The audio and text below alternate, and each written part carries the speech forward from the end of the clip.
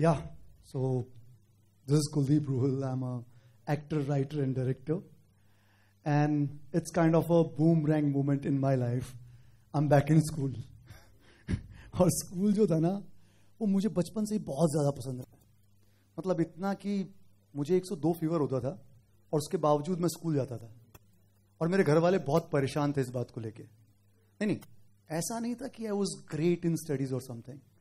I was in the top 5 in my class, from the bottom. But वहां दोस्त बहुत थे स्कूल में, तो मस्ती करने में बड़ा मजा आता था. तो मैं स्कूल कभी मिस नहीं करता था. और स्कूल की एक और खासियत भी है कि वहां पे आप मेमोरीज क्रिएट करते हैं, जो आपकी लाइफ भर के लिए ना वो खुशियों का एक फिक्स्ड डिपॉजिट के जैसे काम करता है. आप याद करते हैं और खुश हो जाते हैं. So I hope all of you are having great fun in your school, है ना? And you just create memories, make friends, and have fun. I am here to talk about that boomerang effect in creative field. Boomerang. Now it's such a universal thing कि मैं अगर सिर्फ creative field की बात करूँ ना, तो justice नहीं होगा. तो मैं इसको थोड़ा सा यूनिवर्सली रखता हूँ, लाइफ से जुड़ा हुआ.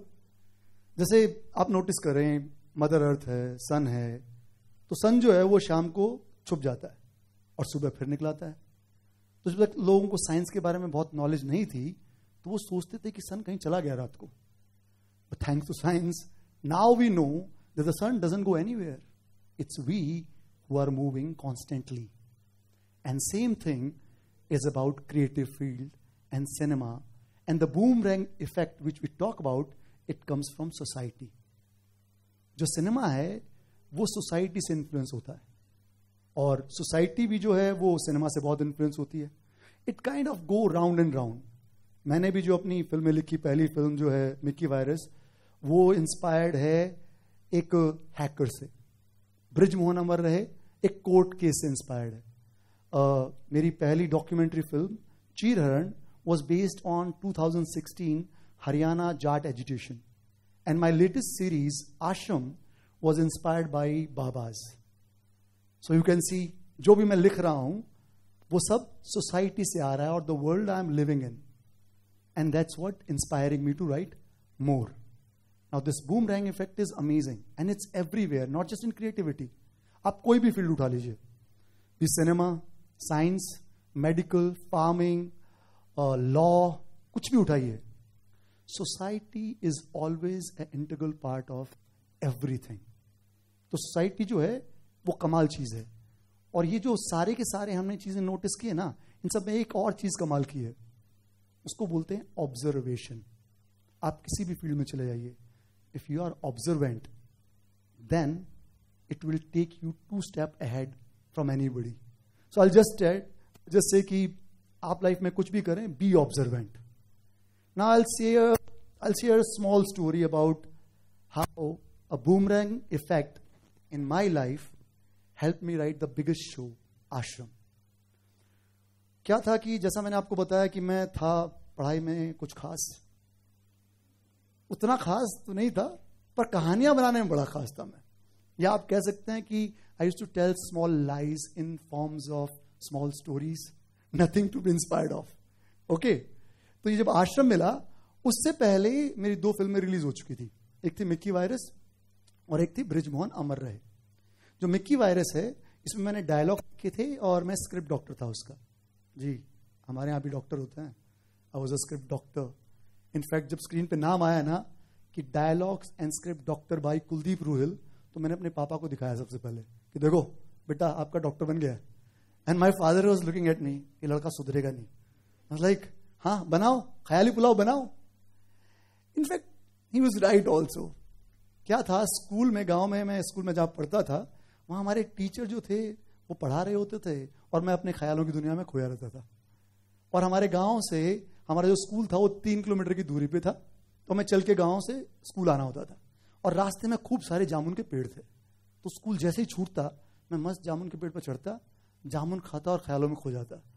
एंड एवरी डे इन जामुन के दिनों में 1.5-2 घंटा लेट स्कूल से घर पहुंचता. खूब पिटाई होती मेरी उस चक्कर में. बट जामुन के उन पेड़ों पे बैठे हुए मैंने कभी नहीं सोचा था कि एक दिन मैं इन ख्यालों को इकट्ठा करके कहानी लिखूंगा। आई मीन ये दिखने में बहुत छोटी सी बात है, पर है बहुत बड़ी। मेरे बचपन का ये छोटा सा ट्रेट जो था ना, वो मेरा प्रोफेशन बन गया। मैं उसकी वजह से राइटर बन गया। I mean it's kind of a boomerang moment for me at the time. और ये जो था ना, ये boomerang moment, it changed a lot. हम अपनी लाइफ में ना ऐसे छोटे स्मॉल डिटेल्स जो है ना नोटिस नहीं करते हमारे बिहेवियर में, और you can say in a kids behaviour और अ स्टूडेंट्स बिहेवियर। कौन नोटिस करता है सब? टीचर। टीचर जो है ना वो ये सब चीजें नोटिस करते हैं अपने स्टूडेंट्स के अंदर। और एक अच्छा टीचर जो है वो आपके लिए गाइड बन जाता है, मार्गदर्शक, या you can call him super hero. जी हाँ, a teacher with an open mind is like a super hero, because a teacher changes many lifes and we have noticed it all. मेरी लाइफ में से बहुत से टीचर आए, और ऐसे ही एक सुपर हीरो मेरी लाइफ में आए थे। एक्चुअली एक नहीं थे, दो आए एक साथ। हमारे कॉलेज के प्रिंसिपल थे डॉक्टर धर्मसुख दहिया सर, और उनकी वाइफ थी हमारी हिंदी की लेक्चरर दहिया मैम। वो कॉलेज के अंदर ना स्पोर्ट्स को और थिएटर को बहुत सपोर्ट करते थे। और वहीं यूथ फेस्टिवल के दौरान उन्होंने मुझे एक प्ले के अंदर देखा। हम वहां ऑडिशन दे रहे थे, एंड धर्मसुख दहिया सर, इधर आओ, क्या नाम है तुम्हारा लड़के? सर कुलदीप। अरे बहुत अच्छा करते हो यार तुम। एंड मैम सेज, हाँ मैंने भी देखा, मैंने इसको माइंड में भी डाल दिया है। And then sir says, Kuldeep तुम्हें ना थिएटर करना चाहिए। मैम सेज, एक्चुअली एक्टर बनना चाहिए तुमको, you are a good actor. Like पहली बार मुझे लगा लाइफ में कि हाँ ये मैं करना चाहता हूं, this is what I want to do. पर जैसा कि मैंने आपको बताया था, मैं टॉप 5 था क्लास में, और हरियाणा में लोग थोड़े मुंहफट होते हैं, तो गांव में बड़ा छेड़ते थे मुझे। वो मेरे पापा के साथ बैठ के बोलते, लड़का जो है ना आपका कुलदीप, ये पढ़ाई में 0 है। मेरे पापा बस देख के थे, हाँ भाई 0 है, फेल हो गया 4th में मैथ में। मैं फेल हो गया था मैथ में, 4th में 0 आया था मुझे आज भी डिवाइड करने में बहुत प्रॉब्लम होती है। पर 0 जो है ना, ये मुझे हमेशा से बहुत एक्साइटिंग लगता है। मतलब 0 की कमाल बात यह है कि आपने नोटिस किया, अगर उसको किसी नंबर के आगे आप लगा दो तो उस नंबर की वैल्यू बढ़ा देता है, और अगर आपने 0 को नंबर से पहले लगा दिया तो माइनस में चला जाता है, मतलब गई भैंस पानी में। तो जो थिएटर जो है ना, उसने मेरे जैसा जो एक 0 था ना, उसकी सही वैल्यू कर दी, मेरी सही प्लेसिंग कर दी उस नंबर के सामने। और थिएटर जो था वो इतना एक्साइटिंग था कि it open so many circles for me, like circle of creativity. Literature मैंने पढ़ना शुरू किया, और थिएटर में ही पहली बार मैंने रियलाइज किया कि मैं लिख सकता हूं, मैं राइटर बना। मैंने वहां से डायरेक्शन शुरू किया। आई मीन इतनी चीजें नोटिस की, और उन्हीं में एक सबसे इंपॉर्टेंट चीज नोटिस की मैंने थिएटर के अंदर, जिसको मैं आज तक नहीं भूलता, और उसको बोलते हैं your hard work never goes unnoticed. Your hard work never goes unnoticed, because theatre में आप महीनों रिहर्सल करते हैं एक प्ले के लिए, और जब आप एक्टिंग करने के लिए स्टेज पे आते हैं तो जो दर्शक है वो नोटिस कर लेता है, यार उसने बहुत अच्छा किया यार। So your hard work never goes unnoticed, इसका डायरेक्ट कनेक्शन जो है आश्रम से है, और इसने जो बूमरैंग इफेक्ट क्रिएट किया उसमें, वो ये कहानी है। हुआ ये कि एक प्रोड्यूसर थे बॉम्बे में, उन्होंने मुझे बुलाया कि कुलदीप हम ये स्क्रीन प्ले लिख रहे हैं, हमें एक राइटर चाहिए। मैं बोला ठीक है सर। उन्होंने कहानी सुनाई, मैं लेके गया। मैंने 1-1.5 महीना उस स्क्रिप्ट पे काम किया, स्क्रिप्ट के स्क्रीन प्ले और डायलॉग लिखे। फिर मैं गया वापस, मैंने सुनाया उनको बड़ा अच्छा लगा। फिर मैंने बताया कि मैं इतने पैसे लूंगा। अब पैसा बड़ी कमाल चीज है, लोग लेना तो चाहते हैं, देना कोई नहीं चाहता। तो दे आर लाइक, अरे कुलदीप ये आपने लिखा तो बहुत अच्छा है, पर the kind of story we want to tell, it's not that you basically change our character, it's going in some other direction. And I was looking at their faces, I was like झूठ तो मत ही बोलो कम से कम। I like, but मैं लड़ा नहीं उनसे। मैंने कहा ठीक है यार, each to his own, and I moved on. And after 5-6 month एक दिन मुझे कॉल आया। वो कॉल था ब्रिजेश तन्ना का। And he called me and said, hello is it Kuldeep Ruhil the writer? मैंने कहा हाँ मैं ही हूं, बोलिए। अब वो मुझे इसलिए पूछ रहा था ऐसे क्योंकि ब्रिजेश तन्ना मुझे पहले से जानता था, और उसने मुझे एक्टिंग करते हुए फिल्म्स और सीरीज में देखा था। उसको नहीं पता था कि मैं राइटर भी हूं। तो उसने कहा, अरे उसने बताया कि उसके ऑफिस में एक प्रोड्यूसर आया हुआ है, और उन्होंने उसको स्क्रिप्ट सुनाई है अभी, जो उनको बिल्कुल पसंद नहीं आई। तो उस प्रोड्यूसर ने कहा कि नहीं हमने एक दूसरा ड्राफ्ट भी लिखवाया है, आप ये सुनिए, ये कुलदीप रूहिल नाम के एक राइटर ने लिखा है। और उन्होंने वो सुनाया उसको, और ब्रिजेश और उसकी टीम को बहुत अच्छा लगा। और मीटिंग के तुरंत बाद उस प्रोड्यूसर का मुझे कॉल आया, कह रहे कुलदीप कहाँ हो यार? मैंने कहा आया हूँ, हम आपसे वो लिखवाना चाहते हैं सीरीज। मैं कहा नहीं सर, सॉरी, अभी तो मैं बिजी हूँ। As a creator no, vibes makes a lot of difference to us. तो मुझे उनसे वाइब नहीं आई, तो मैंने उनको मना कर दिया कि फ्यूचर में काम नहीं करूंगा। बट ब्रिजेश ने मुझे कॉल किया और बोला कि अगले दिन ऑफिस आ, अगर तेरे पास कहानियां हैं तो एमएक्स जो है वो नई सीरीज बना रहा है, लेट्स मीट। मैं गया अगले दिन एमएक्स के ऑफिस, ब्रिजेश को मैंने अपनी कहानियां सुनाई। उसमें एक कहानी थी याड़ी, which was about 2 best friends, जो अब मैं डायरेक्ट कर रहा हूं। और मेरी फिल्म का उसने ट्रेलर देखा, विच ही लव्ड। कुछ देर सोच के ना वो उठ के रूम से बाहर गया और उसने कॉल किया, Tejpal Rawat come here. And Tejpal Rawat करते ही एक कुलीग उसका आया, उसकी मूछें तनी हुई, आंखें एकदम bright, child like energy, like हाँ चौधरी साहब बोलिए। एंड वो यही राजस्थान से है, उसे सबको चौधरी साहब करके बोलता है। बोला तुम आश्रम के लिए राइटर ढूंढ रहे थे स्क्रीन प्ले का, मिला क्या? अरे नहीं चौधरी साहब, रायता फैला हुआ है यहाँ पे, डायरेक्टर बिल्कुल खुश नहीं है हमसे। तो बोलता है यार ये कुलदीप रुइल है, इसने ये फिल्में लिखी हैं, ये इसने डायरेक्ट की है, you want to try him? I was like why not. Now in cinema और in any story telling they say हर एक कहानी की एक बिगिनिंग होती है, एक मिडल होता है और एक एंड होता है, मतलब बूमरैंग होता है। ठीक है, ये थी एक नई कहानी की शुरुआत। मैं गया था वहां पे अपनी कहानी पिच करने के लिए और ब्रिजेश ने मुझे पिच कर दिया आश्रम के लिए, and it created a new boomerang moment for me.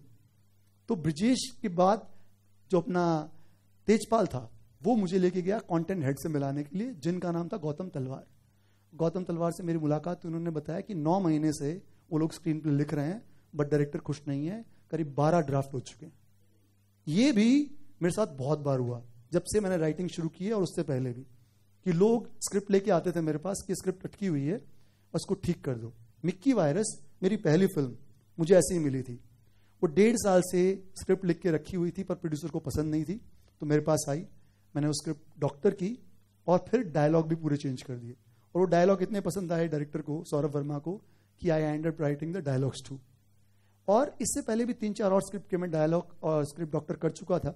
और हमारी इंडस्ट्री जो है बहुत छोटी सी, तो बिहाइंड माई बैक लोगों ने बात करनी शुरू कर दी थी इस बारे में कि तुम्हारे स्क्रिप्ट में इशू है कुछ, अरे ये कुलदीप को के पास ले जाओ, ये प्रॉब्लम सॉल्व कर देगा, ये स्क्रिप्ट डॉक्टर है, ये प्रॉब्लम सॉल्व कर देगा। मतलब सडनली आपको सारे लोग एक रूप से देखने लग गए। और मैंने रियलाइज किया कि आप किसी भी फील्ड में जाइए, there are 2 types of people, एक है प्रॉब्लम क्रिएटर और एक है problem solver. Now it's up to you what you wish to be. मुझे लगता है कि प्रॉब्लम सॉल्वर जो है उसको सब ढूंढ रहे हैं। तो बैक टू आश्रम, मैंने जाके गौतम तलवार और इनसे मिलने के बाद करीब 1.5-2 महीना बैठ के पूरा रिसर्च करके पहला एपिसोड लिखा और उनको सुनाया। उन्होंने सुना, उनके बाद बोले कि यार है तो अच्छा, पर एक प्रॉब्लम है। क्या? ये डायरेक्टर जब तक हाँ नहीं बोलेगा ना तब तक ये शो नहीं मिलेगा। और डायरेक्टर कौन था? Habib Faisal. I don't know if you know him और नॉट। He is the same guy who made 2 Dooni 4, इशकजादे and band बाजा बारात के राइटर हैं। He was quite a big guy. तो मैंने कहा ठीक है, मैं गया मिलने उनके लिए।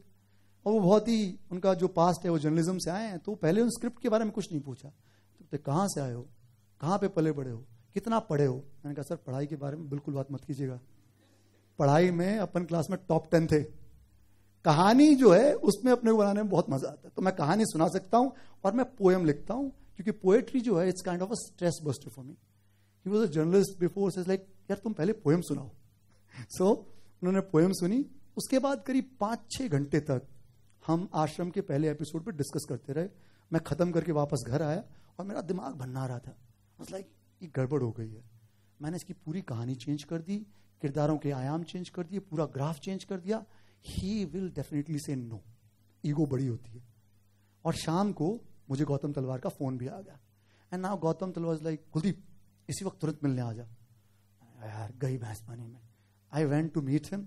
वहां गौतम तलवार अपने कमर्शियल हेड के साथ बैठा हुआ था। बोला कुलदीप, वो हम हबीब सर से मिले थे और हबीब सर ने ना, मैंने कहा भाई इतने पॉज मत ले, जो कहना है ना साफ साफ कह दे, या जो दिल की हार्ट बीट है ना वो पूरी स्पीड से भाग रही है। Like basically Habib sir said कि अगर Kuldeep screen play and dialogue लिखेगा और शो का शो रनर होगा तभी ये शो मैं डायरेक्ट करूंगा। Like what, are you serious? And that's how I got Ashram to write. And I remember one thing. Your hard work never go unnoticed. क्या हुआ? मैंने जो स्क्रिप्ट लिखी थी उस प्रोड्यूसर के लिए, वो आज तक नहीं बनी है. पर जो मैंने उसके लिए लिखा था, उसको पढ़ के ब्रिजेश ने मुझे रिकमेंड किया और मुझे आश्रम मिल गया. उसके बाद 15 महीने तक मैं ये स्क्रिप्ट लिखता रहा. जी हाँ, कई बार लोग पूछते हैं कि कितना टाइम लगता है. तो कोई भी शो लिखने के लिए जो 40 to 45 मिनट पर एपिसोड होता है, 10 एपिसोड, 1.5 से 2 साल लगते हैं. और आश्रम अपने आप में एक बहुत बड़ा चैलेंज था. उसका रीजन ये था कि ये कहानी बाबाओं की थी और उस टाइम पे बाबा बड़े हिट चल रहे थे. न्यूज चैनल्स में, न्यूज़पेपर में, हर जगह इनकी स्टोरीज आ रही थी. तो मैं एक ऐसी कहानी लिख रहा था जिसके बारे में लोग देख रहे थे. एक बाबा जेल में जा चुके थे, एक कोर्ट केस में लड़ रहे थे, एक बाबा ने तो हरियाणा में अपने भक्तों के साथ मिलकर पुलिस पर अटैक कर दिया था. So there was nothing new to tell about them. It was kind of a challenge कि how to write their stories. And since it was a series, तो आपको लिखना भी ऐसा है कि एपिसोड जैसे ही खत्म हो, आदमी दूसरा एपिसोड देखने के लिए वापस आए. It should be that interesting.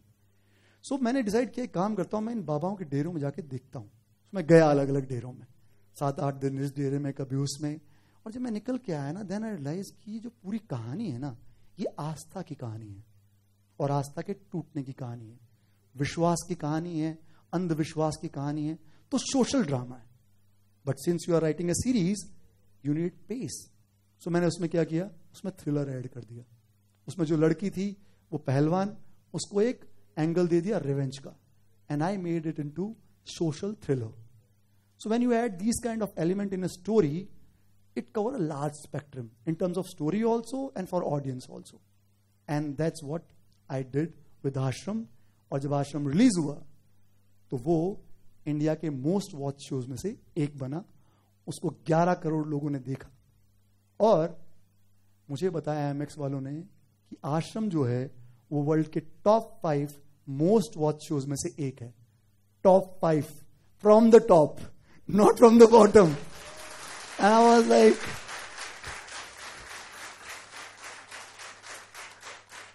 so, yeah, it was amazing. After that, my phone never stopped ringing. And as they say, अभी भी बज ही रहा है.